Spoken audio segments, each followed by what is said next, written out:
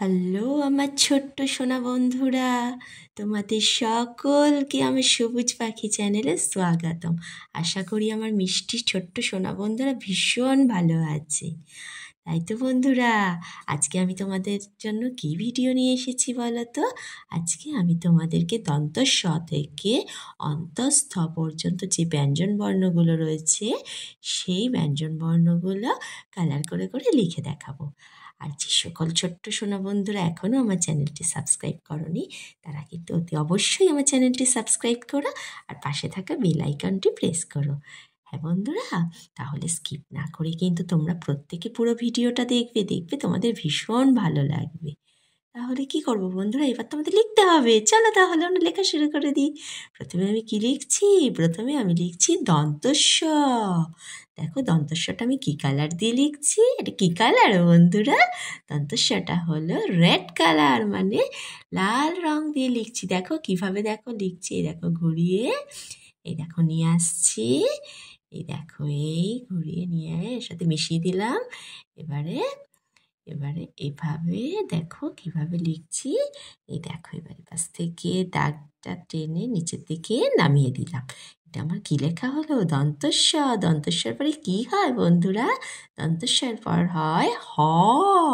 তাহলে চলো এবার হটা আমরা লিখি।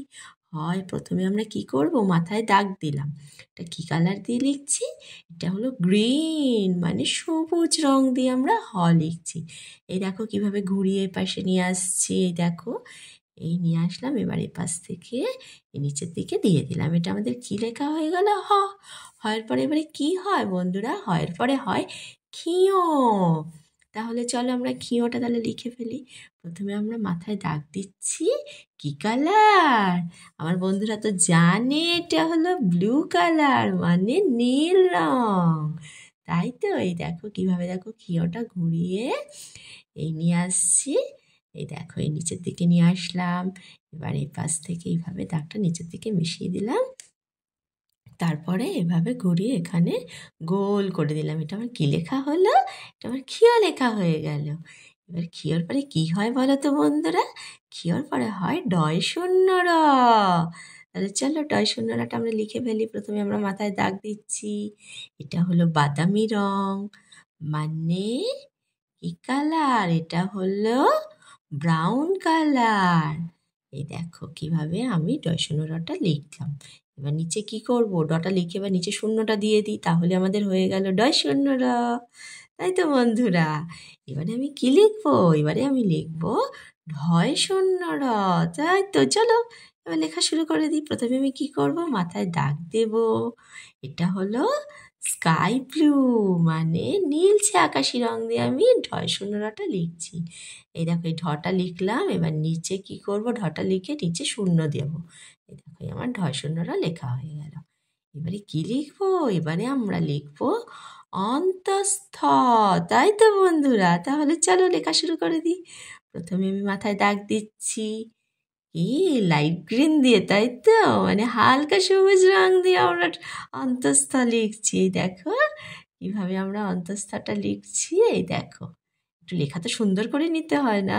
এই দেখো এই আমার অন্তঃস্থ লিখে নিচে এই শূন্যটা দিয়ে দিলাম। এটা হলো অন্তঃস্থ।